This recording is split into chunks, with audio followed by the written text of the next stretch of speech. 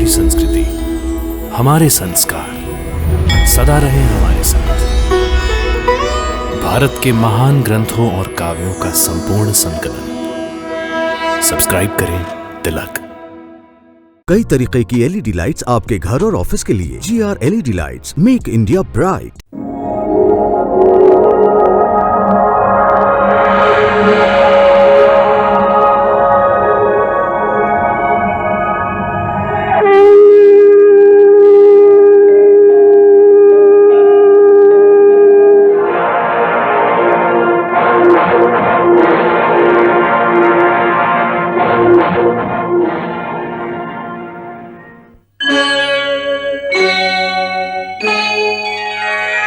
कृष्णा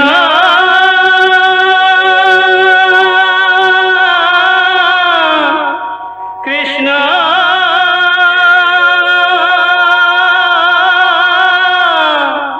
हरे कृष्णा हरे हरे।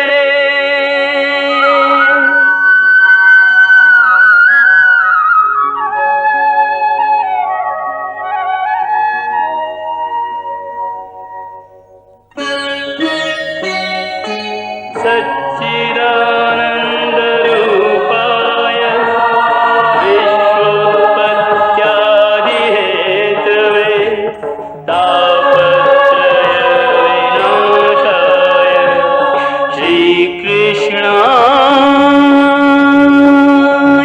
वयं नमः।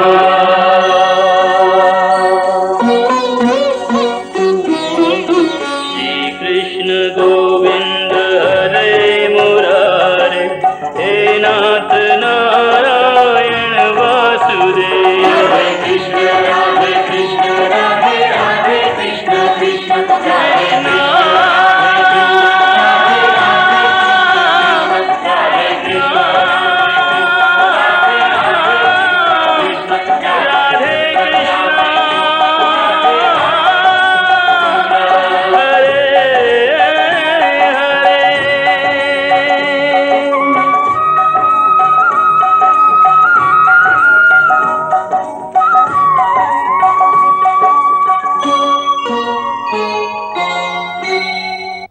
मृत्यु समय जब यह जीवात्मा तन को तज कर जाए रे।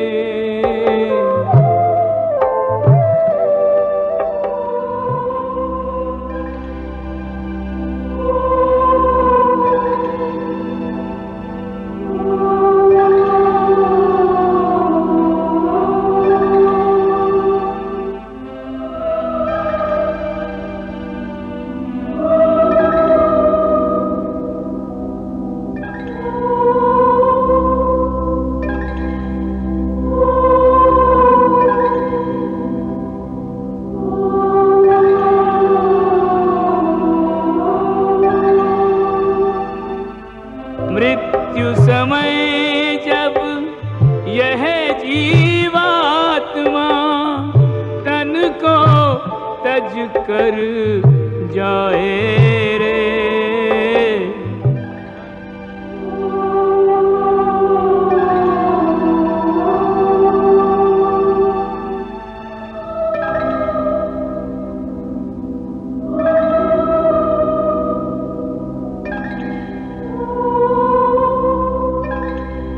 धन दौलत और सगे संबंधी कोई संग न आए रे।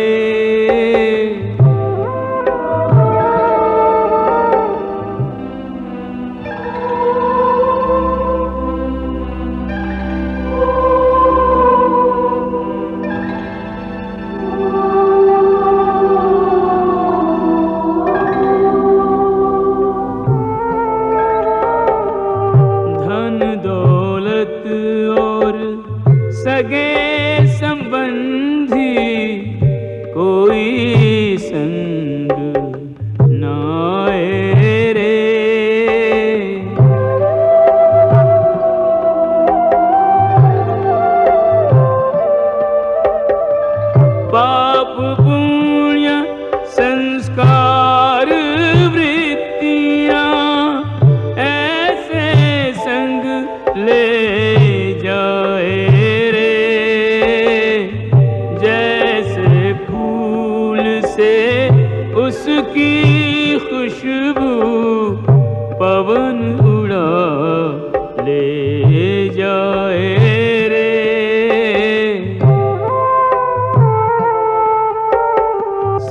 संग चले कर्मों का लेखा, जैसे कर्म कमाए रे। अगले जन्म में पिछले जन्म का आप हिसाब चुकाए रे।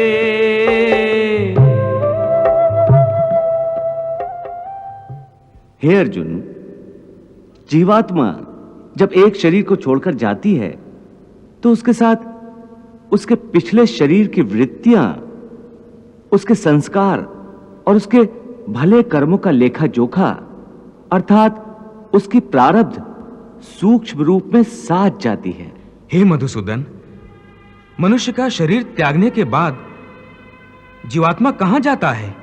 मानव शरीर के त्यागने के बाद मनुष्य को अपने प्रारब्ध अनुसार अपने पापों और पुण्यों को भोगना पड़ता है। इसके लिए भोग योनियां बनी हैं, जो दो प्रकार की हैं, उच्च योनियां और नीच योनियां। एक पुण्य वाला मनुष्य का जीवात्मा उच्च योनियों में स्वर्ग में रहकर अपने पुण्य भोगता है,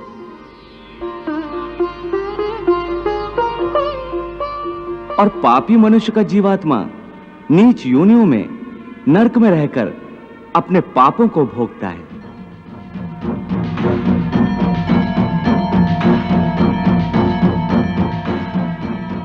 कभी ऐसा भी होता है कि कई प्राणी स्वर्ग नरक का सुख दुख पृथ्वी लोक पर ही भोग लेते हैं। इसी लोक में?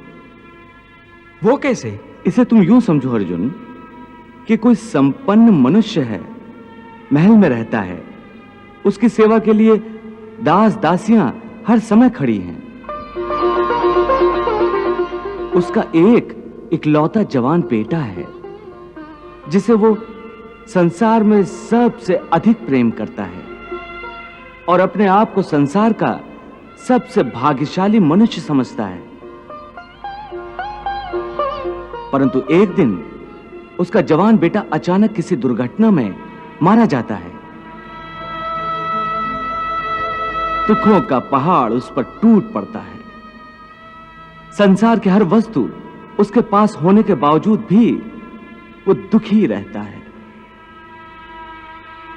और मरते दम तक अपने पुत्र की मृत्यु की पीड़ा से मुक्त नहीं होता।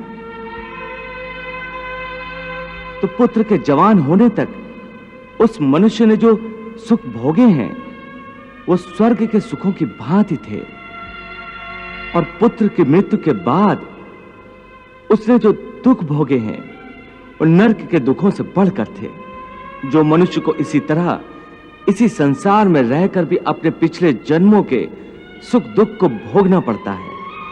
वाह प्रभु, वाह। हे मधुसूदन, अब ये बताओ कि मनुष्य अपने पुण्यों को किन किन योनियों में और कहां भोगता है? हे अर्जुन, पुण्यवान मनुष्य अपने पुण्यों के द्वारा किन्नर, गंधर्व अथवा देवताओं की योनियां धारण करके स्वर्गलोक में तब तक रहता है जब तक उसके पुण्य क्षीण नहीं हो जाते। अर्थात ये कि प्राणी के हिसाब में जितने पुण्य कर्म होते हैं उतनी ही देर तक उसे स्वर्ग में रखा जाता है।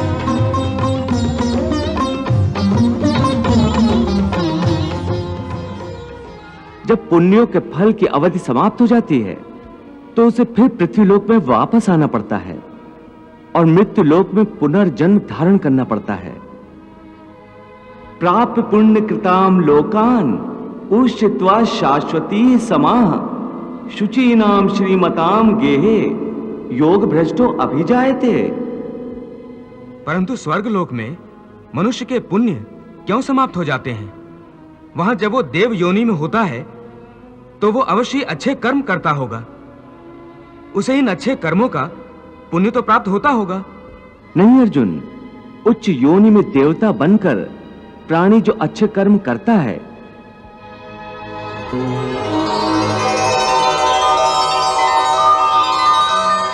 या नीच योनि में जाकर प्राणी जो क्रूर कर्म करता है, उन कर्मों का उसे कोई फल नहीं मिलता।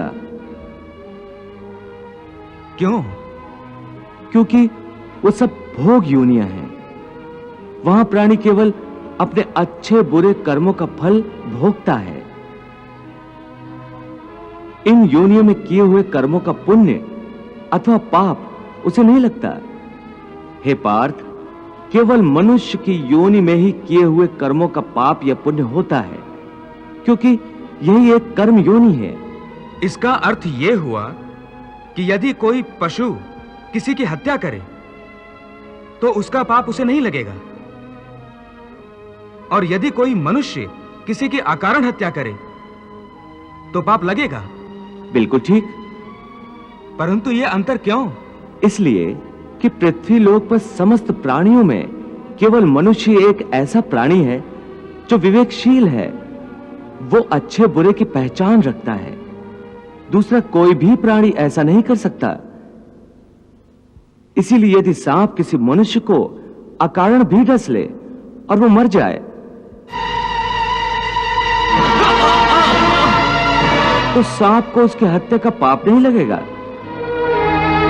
इसी तरह शेर दूसरे जानवरों की हत्या करता है तो उसे उसके पाप नहीं लगता। या बकरी का उदाहरण लो, बकरी किसी की हत्या नहीं करती, घास फूस खाती है, इस कारण वो पुण्य की भागी नहीं बनती। पाप पुण्य का लेखा जोखा अर्थात प्रारब्ध केवल मनुष्य का बनता है। इसीलिए जब मनुष्य अपने पाप और पुण्य भोग लेता है तो उसे फिर मनुष्य की योनि में भेज दिया जाता है। ते तम भुक्त्वा स्वर्ग लोकम विशालम क्षीणे पुण्ये मर्त लोकम विशंति एवं त्रिधर्मम अनुप्रपन्ना गतागतम काम कामा लभन्ते। अर्थात देवों की योनियों में जो मनुष्य होते हैं वो अपने सुख भोग कर स्वर्ग से भी लौट आते हैं। हाँ, और मनुष्य की योनि प्राप्त होने पर फिर कर्म करते हैं और इस तरह सदैव जन्म मृत्यु का कष्ट भोगते रहते हैं। हे मधुसूदन,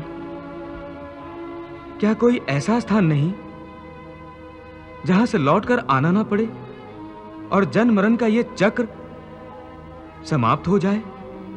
ऐसा स्थान केवल परम धाम है, अर्थात मेरा धाम, जहां पहुंचने के बाद किसी को लौटकर नहीं आना पड़ता। इसी को मोक्ष कहते हैं। न तद्भास्यते सूर्यो न शशांको न पावकः यद गत्वा न निवर्तन्ते तद धाम परमम मम। सब लोगों से लौट कर जीव भूमि पर आए, वो नहीं लौटे फिर यहाँ धाम जो मेरे जाए, परम शांति वहीं पाए।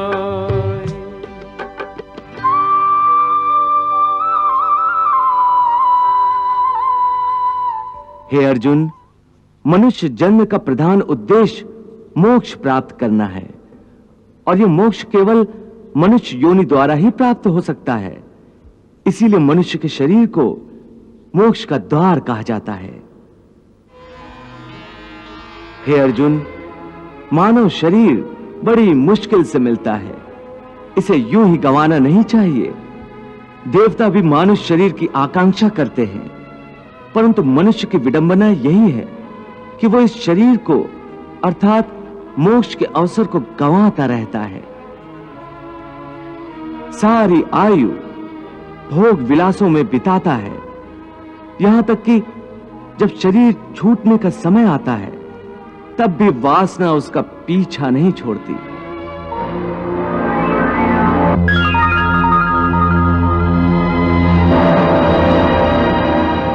हे अर्जुन, मृत्यु के समय जो वासना मनुष्य के मन में दृढ़ रहती है, उसी वासना के अंतर्गत मनुष्य का दूसरा जन्म होता है।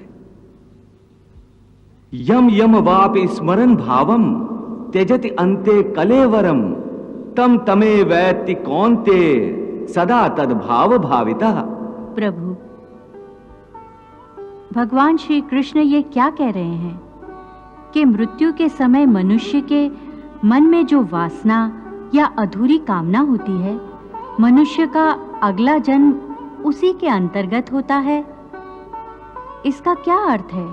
देवी, इस समय भगवान श्री कृष्ण ने जो कहा है वो अत्यंत गोपनीय है और गूढ़ ज्ञान है, बल्कि इसे एक गुप्त विद्या ही समझो। जिसे ये विद्या आ जाए उस प्राणी को बड़े सहज तरीके से मोक्ष मिल जाता है। मैं समझी नहीं भगवान, ये गुप्त विद्या क्या है? देवी, ये गुप्त विद्या मरने की विद्या है। प्रभु का कहना है कि प्राणी ने चाहे कैसा भी जीवन व्यतीत किया हो, अंतकाल में यदि वो एकाग्र मन होकर केवल प्रभु का ध्यान करते हुए शरीर का त्याग करे तो वो सीधा परमात्मा के चरणों में पहुंच जाता है, जहां से उसे वापस नहीं आना होता।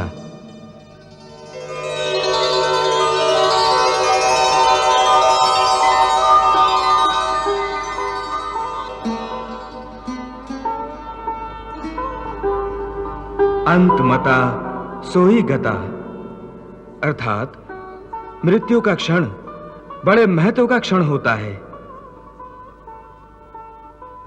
इस क्षण में प्राणी जिस बात का ध्यान करता है उसी के अनुसार उसे दूसरा जन्म प्राप्त होता है। भगवान, इस गूढ़ बात को कोई उदाहरण देकर समझाने की कृपा करें। देवी, इस संबंध में महर्षि जड़भरत से अच्छा क्या उदाहरण हो सकता है? जड़भरत? जड़भरत एक निष्पाप ऋषि थे। वो मुक्ति के द्वार तक पहुंच चुके थे।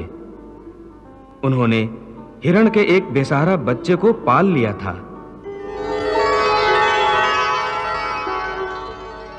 उस बच्चे से उनका मन इतना लग गया था कि हर समय उन्हें हिरण के बच्चे की ही चिंता लगी रहती थी। यहां तक कि अपनी मृत्यु के समय भी उनका ध्यान उसी बच्चे में था।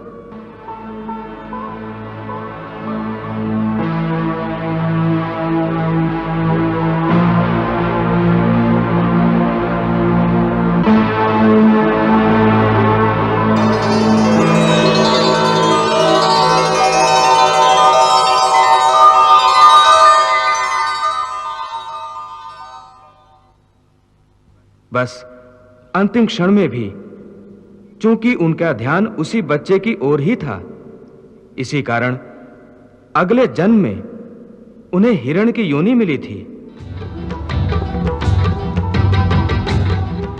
प्रभु, मृत्यु के समय का इतना महत्व क्यों होता है?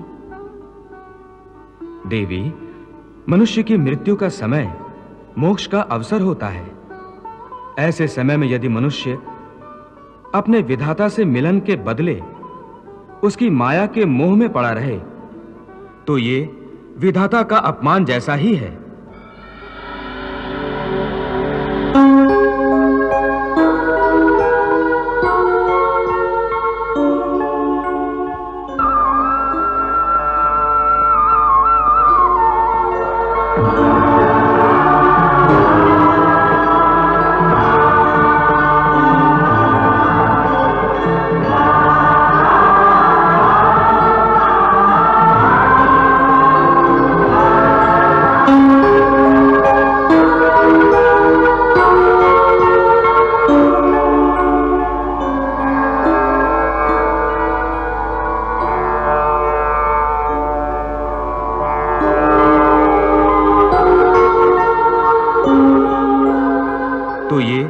विधाता का अपमान जैसा ही है कि वो अपने विधाता से अधिक महत्व उसकी बनाई हुई माया को देता है। इसलिए उसे मृत्यु के बाद स्वर्ग तो मिल सकता है, परंतु मोक्ष नहीं मिल सकता। इसीलिए देवी, मृत्यु के समय मनुष्य को संसार की किसी वस्तु में नहीं, केवल अपने परमात्मा में ध्यान लगाना चाहिए। हे योगेश्वर, आपने मेरे कई प्रश्नों के उत्तर दिए। एक प्रश्न और पूछना चाहता हूं। सुना है कि मृत्यु के समय मनुष्य को बड़ा कष्ट उठाना पड़ता है, चाहे वो मृत्यु युद्ध भूमि पर किसी शस्त्र के घातक घाव के कारण हो या अपने आप आए। क्या मृत्यु को आसान बनाने का कोई तरीका नहीं है? हे अर्जुन, प्रश्न मृत्यु को आसान बनाने का नहीं है, बल्कि जीवन मृत्यु के चक्र से निकलकर मोक्ष प्राप्त करने का है। यदि मनुष्य मृत्यु के समय यह विधि अपनाए जो मैं तुम्हें बता रहा हूं, तो उसे तुरंत मोक्ष प्राप्त होगा और वो सीधा मेरे धाम को पहुंचेगा। वो गोपनीय विधि क्या है माधव? प्राण त्यागते समय अपनी सभी इंद्रियों के द्वार को रोककर तथा मन को हृदय में स्थिर करके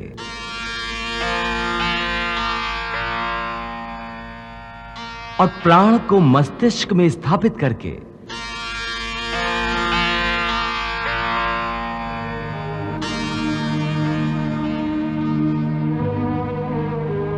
परमात्मा का स्मरण करते हुए ओम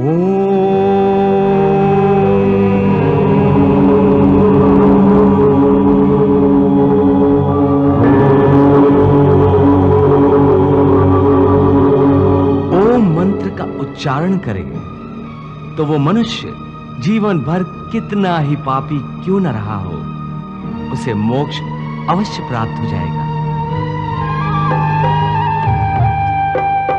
ऐसा दुराचारी पापात्मा जन्मों जिसने पाप कमाए।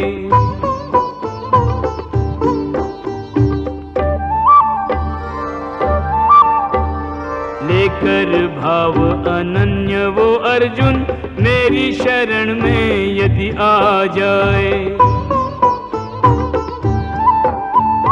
धर्मात्मा हो जाए उसी क्षण,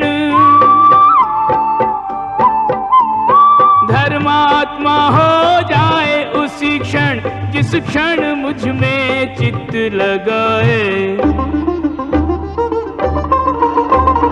धर्मात्मा हो जाए उसी क्षण जिस क्षण मुझ में चित्त लगाए। मेरे भक्त का नाश न हो कभी, मेरी कृपा से मुक्ति वो पाए। मेरा आश्रित मेरी कृपा से शाश्वत शांति परम सुख पाए। हे भोलेनाथ, प्रभु श्री कृष्ण कह रहे हैं कि मृत्यु के समय ओम शब्द के उच्चारण से पापी से पापी मनुष्य की आत्मा को भी मुक्ति मिल जाती है। देवी, ओम केवल एक शब्द नहीं है, समस्त मंत्रों का शिरोमणि मंत्र है ओम।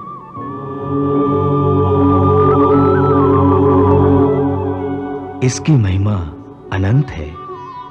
आध्यात्मिक साधना की सफलता का केंद्र बिंदु ओम है। सिद्धि प्राप्ति का सूत्र भी ओम है। ये वो कमंडल है जिससे सारा ज्ञान और सारी सृष्टियां उत्पन्न हुई हैं।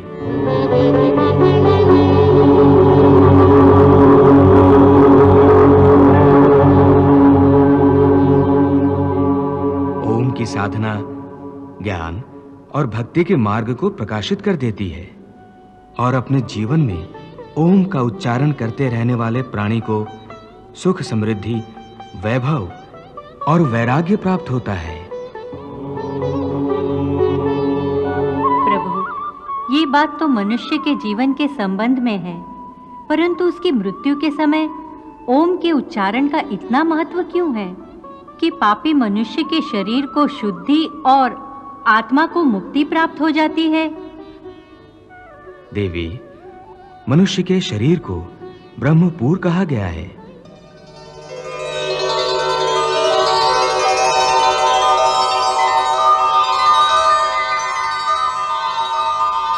और मानव देह के भीतर हृदय कमल में आत्मा की दिव्य ज्योति प्रकाशित रहती है।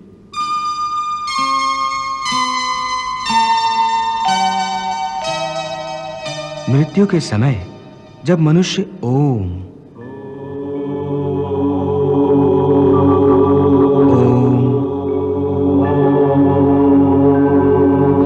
का मंद मंद उच्चारण एक लय के साथ करता है तो आत्मा और परमात्मा दोनों ही महासुख और महा आनंद के साथ नाच उठते हैं और दोनों एक दूसरे से मिलन के लिए ऐसे व्याकुल हो जाते हैं जैसे युगों युगों से बिछड़े हुए दो प्रेमी सारी सीमाएं तोड़कर एक दूसरे में समा जाने को एक दूसरे की ओर बढ़ते हैं।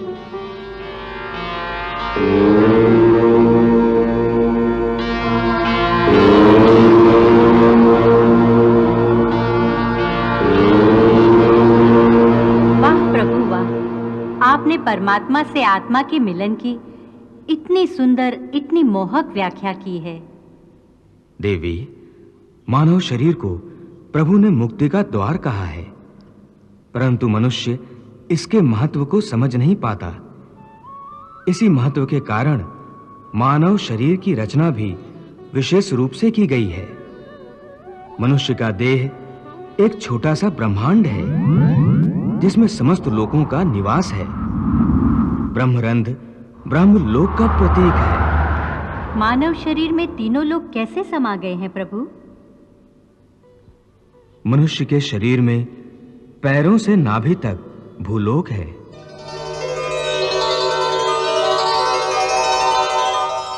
नाभि से कंठ तक अंतरिक्ष तथा कंठ से कपाल तक स्वर्गलोक है और कपाल में महा, जन, तपः और सत्यलोक है। योगी जन मानव शरीर की इस बनावट को भली भांति समझते हैं, इसलिए वो देह त्यागने के समय प्राण को पहले ऊपर की ओर उठाकर कंठ में अर्थात अंतरिक्ष में ले आते हैं। कंठ के विशुद्ध चक्र से आज्ञा चक्र में ले जाते हैं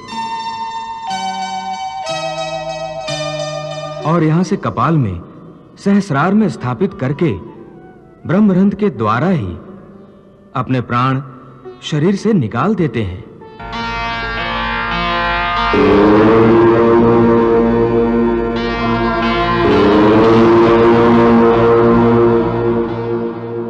साधारण मनुष्य को इस विधि का ज्ञान नहीं होता, इसलिए उनके प्राण प्रायः दूसरे द्वारों से निकलते हैं। हे केशव, तुमने मेरे मन में ज्ञान की ज्योत जलाकर अज्ञान के अंधकार को नष्ट कर दिया है। मेरे मन से मोह और भ्रम के सारे पर्दे उठ गए हैं।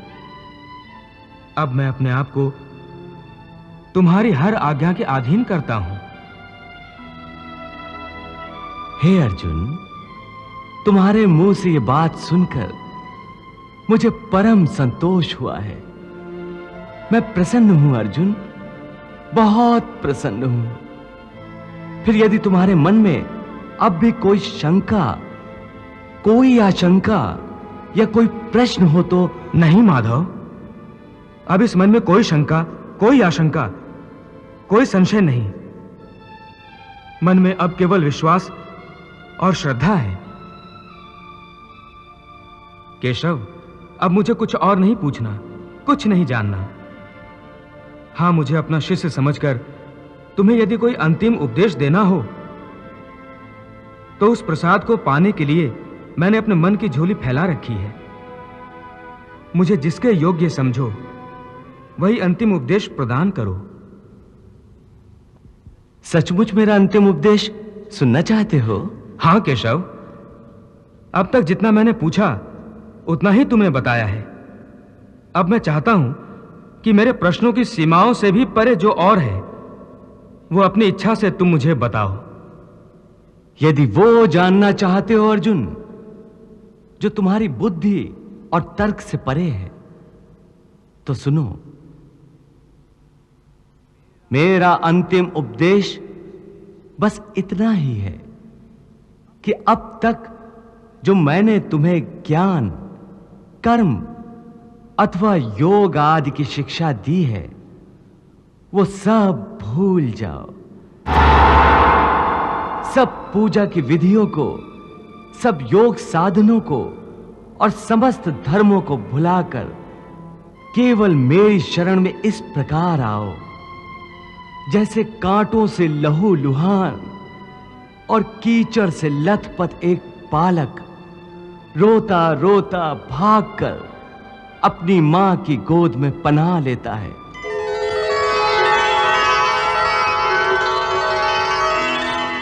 और जिस प्रकार मां उसके शरीर से सारा गंध और कीचड़ धोकर उसे फिर से एक फूल की तरह निर्मल और स्वच्छ बना देती है,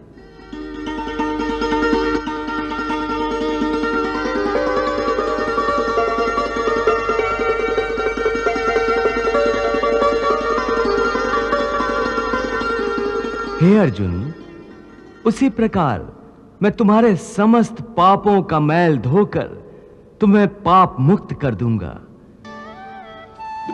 और समस्त संसारी बंधनों से मुक्ति देकर तुम्हें शाश्वत शांति प्रदान करूंगा। इसलिए सर्वधर्मान परित्यज्य मामेकं शरणं व्रज अहम त्वा सर्व पापेभ्यो मोक्षयिष्यामि मा शुचः। सब धर्मों के भेद भुला के एक मेरा शरणागत हो जा। मैं हर पाप से मुक्ति दूंगा, शोक न कर मेरी भक्ति में खो जा। शोक न कर मेरी भक्ति में खो जा। धर्म अधर्म के भेदों से न्यारे अमर है गीता के बोल सारे। हे नाथ नारायण वासुदेव, श्री कृष्ण गोविंद हरे मुरारे। हे नाथ नारायण वासुदेव, पितुमात स्वामी सखा हमारे। पितुमात स्वामी सखा हमारे। हे नाथ नारायण वासुदेव, श्री कृष्ण गोविंद हरे मुरारे। हे नाथ नारायण वासुदेव। हरे कृष्ण कृष्ण कृष्ण हरे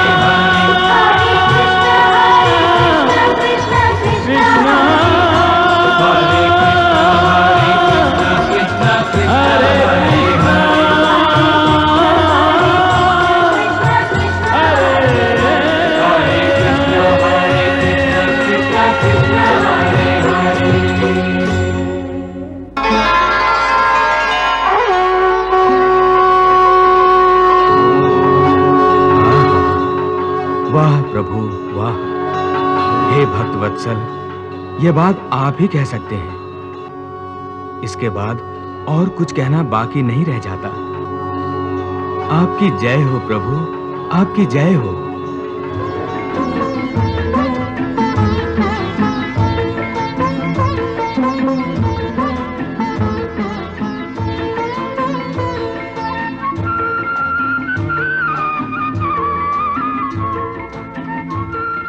हे केशव, सारे बंधनों से मुक्त होकर अब मैं अपने आप को तुम्हारे श्री चरणों में अर्पित करता हूं। मुझे आज्ञा दो कि अब मैं क्या करूं। अर्जुन, यह महाभारत का महापर्व तेरे बिन कैसे मनेगा।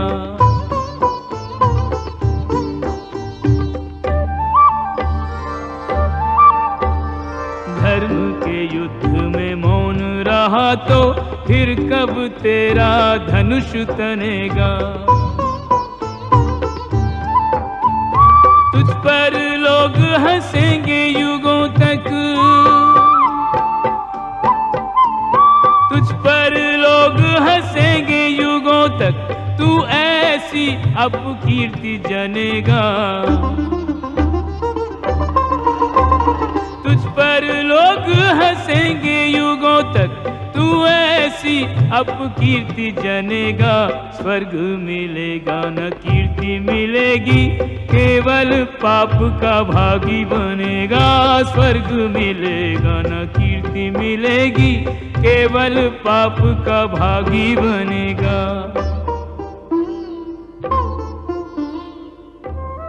हे अर्जुन, अब तुम धर्म क्षेत्र में अपने कर्तव्य को निभाने के लिए आगे बढ़ो। अपना गांडीव उठाकर उसकी प्रत्यंचा खींचो और अपने गांडीव की टणत्कार से युद्ध की घोषणा करो।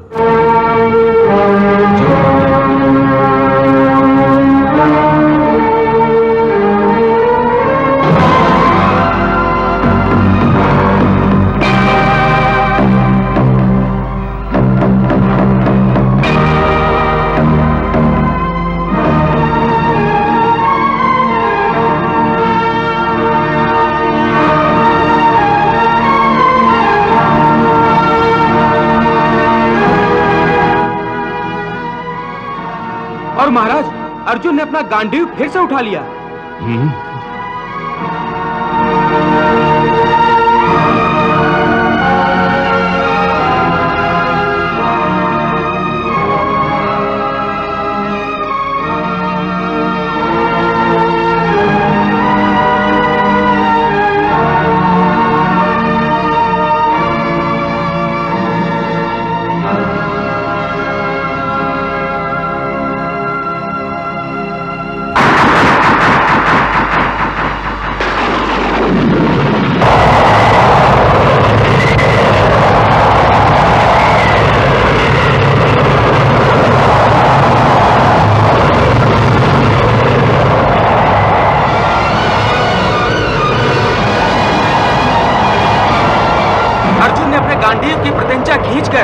ऐसा टणकार की जैसे युद्ध की घोषणा कर रहा हो।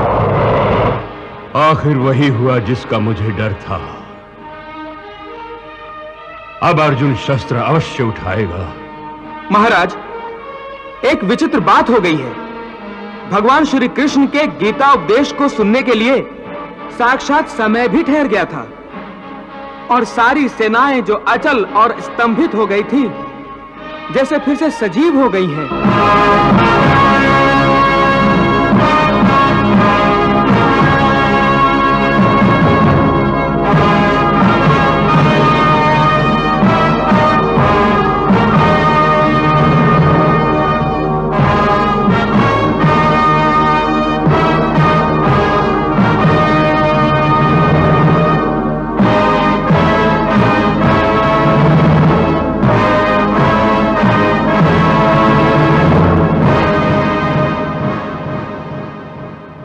गोया नींद से अचानक जाग पड़ी हूं। इसका अर्थ है कि अब कुछ ही क्षणों में युद्ध आरंभ होगा।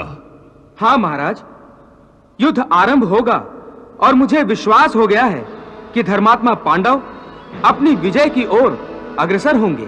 परंतु ये बात तुम इतने विश्वास से कैसे कह सकते हो कि विजय पांडवों की होगी? हमारे पक्ष में तात श्री भीष्म, आचार्य द्रोण, कृपाचार्य और ऐसे कई अनेक अजेय योद्धा हैं। सब हैं, परंतु श्री कृष्ण और अर्जुन तो हमारे पक्ष में नहीं हैं। तो क्या हुआ? महाराज, भगवान वेद व्यास ने जो दिव्य दृष्टि मुझे प्रदान की थी, उसके द्वारा मैंने भगवान श्री कृष्ण का विराट और चतुर्भुज रूप देखा है। वो सर्वशक्तिमान है।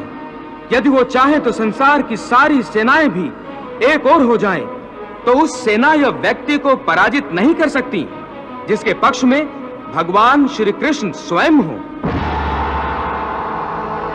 इसीलिए मुझे विश्वास है कि जीत पांडवों की ही होगी। यत्र योगेश्वरः कृष्णो यत्र पार्थो धनुर्धरः तत्र श्रीर विजयो भूतिर ध्रुवा नितिर मतिर मम। जहां योगेश्वर भगवान श्री कृष्ण हैं, और जहां गांडीव धनुर्धारी अर्जुन जैसा योद्धा है, वहां विजय श्री ही विजय श्री है।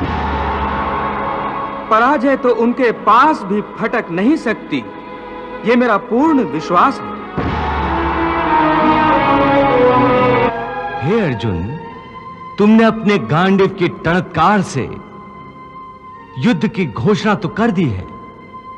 अब अपने सारथी को आज्ञा दो कि मैं क्या करूं। केशव, मैं तुम्हें आज्ञा दूं? हे अर्जुन, इसमें आश्चर्य की क्या बात है? इस युद्ध में मैं तुम्हारा सारथी हूं और तुम मेरे महारथी हो। मुझे तुम्हारे इस रथ के घोड़ों की लगाम थामना है और तुम्हें गांडीव की प्रत्यंचा। इसलिए हे अर्जुन, जब तक तुम आज्ञा नहीं दोगे तब तक मैं इस रथ को आगे कैसे बढ़ा सकता हूं?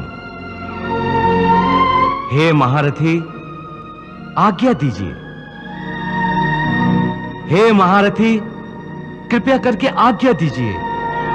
हे पार्थ सारथी, रथ को पांडवों की सेना में वापस मेरे निश्चित स्थान पर ले चलो। जो आज्ञा।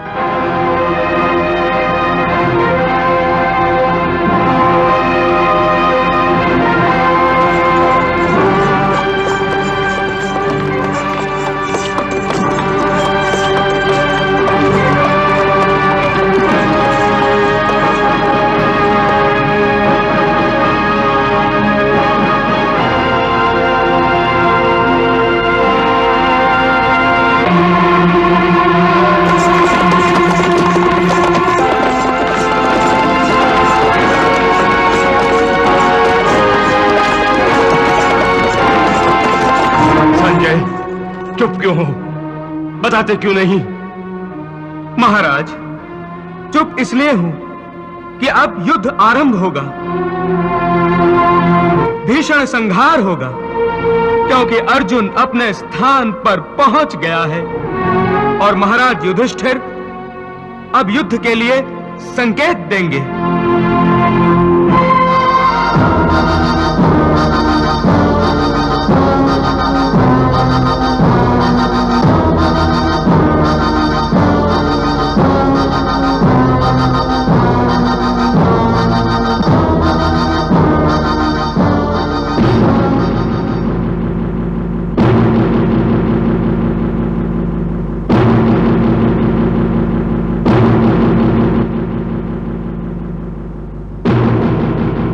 परंतु ये क्या हुआ संजय? मुझे भी तो बताओ।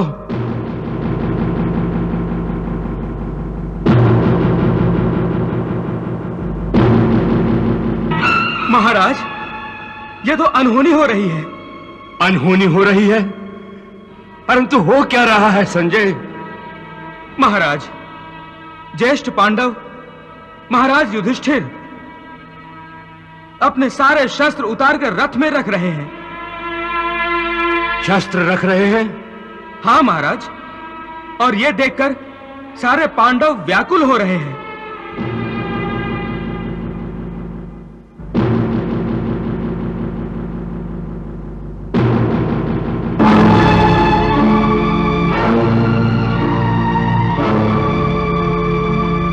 महाराज युधिष्ठिर अब अपने रथ से उतरकर कौरवों की सेना की ओर बढ़ रहे हैं। कौरवों की सेना की ओर बढ़ रहा है? भ्राताश्री, भ्राताश्री, इसका अर्थ है अब युद्ध नहीं होगा।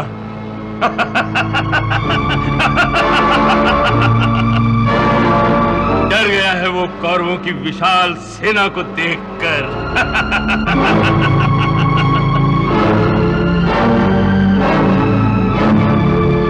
इसीलिए अपनी जान बचाने के लिए अवश्य दुर्योधन से क्षमा की याचना करने जा रहा है।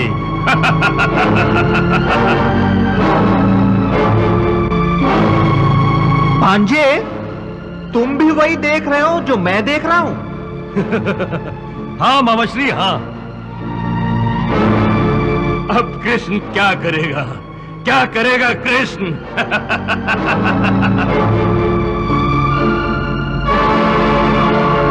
युधिष्ठिर को नई गीता सुनाएगा?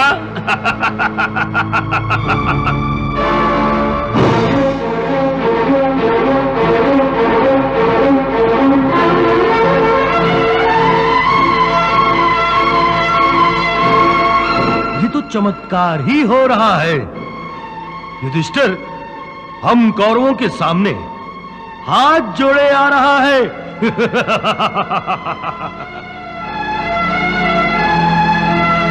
बोलो भैया। भ्राताश्री, भ्राताश्री, भ्राताश्री, भ्राताश्री, भ्राताश्री, भ्राताश्री, भ्राताश्री। महाराज, आप हमारे बड़े भाई होकर हम सबको छोड़कर शत्रुओं की ओर क्यों जा रहे हैं?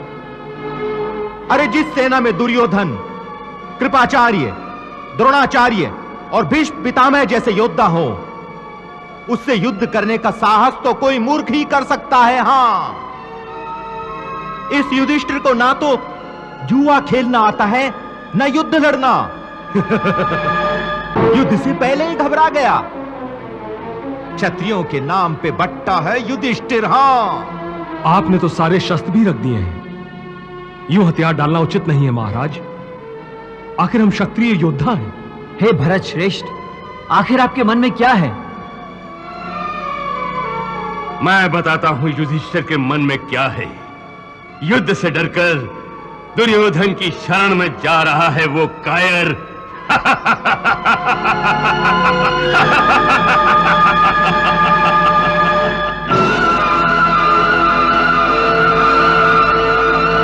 महाराज, युद्ध आरंभ के समय क्षत्रिय के आगे यूं हाथ जोड़कर जाना उचित नहीं होगा। इससे पांडवों की सेना का साहस टूट जाएगा और शत्रु सेना की हिम्मत बढ़ेगी।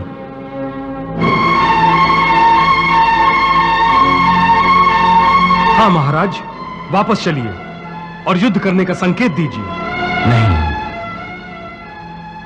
मैं युद्ध करने का संकेत देने की अवस्था में नहीं हूं।